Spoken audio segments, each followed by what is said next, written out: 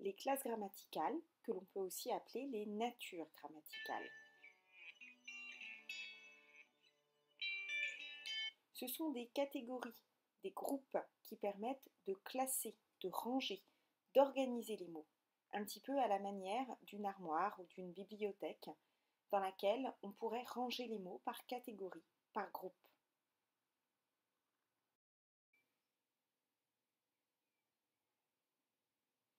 Un mot a une classe ou une nature grammaticale qui ne dépend pas de sa place dans la phrase, de l'organisation de la phrase, ce qu'on appelle aussi la syntaxe de la phrase, c'est-à-dire l'ordre des mots.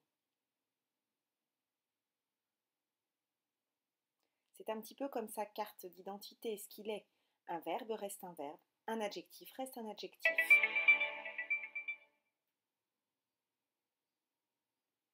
Certains mots, cependant, peuvent avoir plusieurs natures grammaticales, plusieurs classes grammaticales. Par exemple, le mot bleu est un adjectif. Si je dis « mon crayon est bleu », je qualifie le crayon de bleu, j'emploie un adjectif qu'on peut aussi dire adjectif qualificatif. Mais bleu est aussi un nom commun. Par exemple, dans la phrase « je me suis fait un bleu », cette fois bleu est un nom commun. Vous voyez, il y a d'ailleurs un déterminant. En réalité, le bleu qui qualifie le crayon ou le bleu que l'on se fait, le mot bleu et un bleu ne sont plus tout à fait le même mot. On peut presque dire que ce sont devenus des homonymes, c'est-à-dire des mots qui s'écrivent et se prononcent de la même façon, mais qui ne veulent pas dire exactement la même chose, même si dans ce cas il y a un point commun, c'est-à-dire la couleur. En tout, il y a 10 classes grammaticales. On distingue 5 classes grammaticales variables, c'est-à-dire qui varient, qui changent. Alors, quand on dit qu'elles changent, cela signifie qu'elles s'accordent au masculin et au féminin, c'est-à-dire selon le genre, et elles s'accordent aussi selon le nombre, singulier, quand il y a une seule chose, ou pluriel, quand il y a plusieurs choses. Pour ces 5 classes variables, il y a des changements, des variations. Pour les verbes, on verra tout à l'heure que la variation peut se faire aussi selon le temps, si les actions se passent au présent, ou dans le passé, ou dans le futur.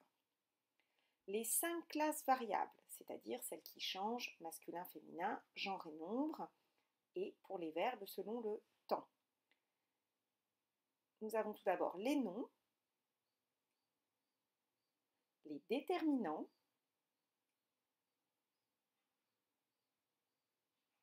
les adjectifs qualificatifs,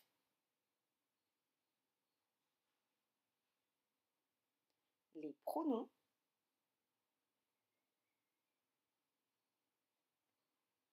et les verbes.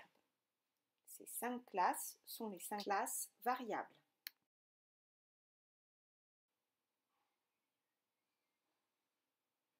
Ces mots sont donc variables et s'accordent en genre et en nombre, masculin, féminin, singulier, pluriel.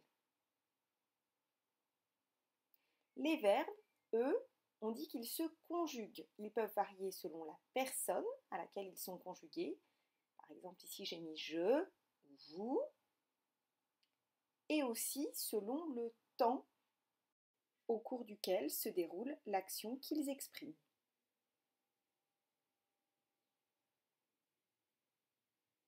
Je vous propose un exemple. Si je dis « aujourd'hui je lis un roman et vous lisez un manga », je conjugue le verbe lire à la première personne, je lis, puis à la deuxième personne du pluriel, vous lisez. La semaine dernière, j'ai lu un roman, vous avez lu. Cette fois, le verbe lire est conjugué au passé composé. Je vous propose de prendre connaissance de ce tableau qui récapitule les 5 classes variables et vous donne quelques exemples pour chacune d'elles.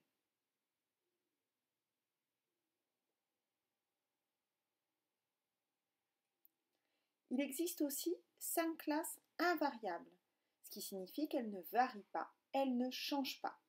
Ces mots, qui appartiennent aux classes invariables, ne se mettent ni au féminin ni au pluriel. L'adverbe beaucoup ne prend pas la marque du pluriel dans la phrase « j'aime beaucoup la grammaire » ou « nous aimons beaucoup la grammaire » qui est au pluriel, mais beaucoup ne prend pas de S. La liste des 5 classes invariables, les adverbes, les prépositions, les conjonctions, les interjections, les onomatopées.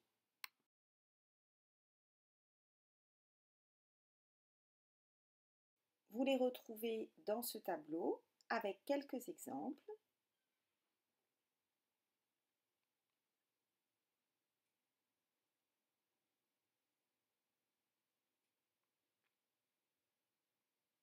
Je vous rappelle que ces mots sont invariables, cela signifie qu'ils s'écrivent toujours de la même façon, ils ne prennent pas les marques de l'accord.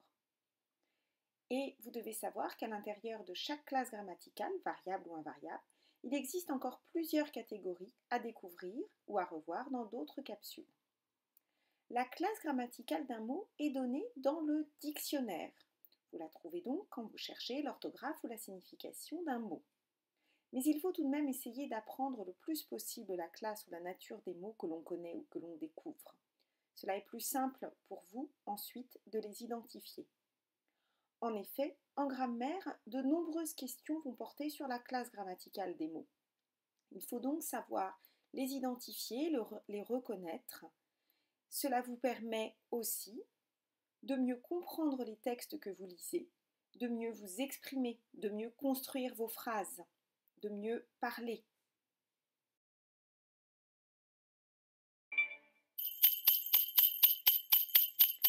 Enfin, je vous propose de retrouver toutes ces classes grammaticales dans cette carte mentale.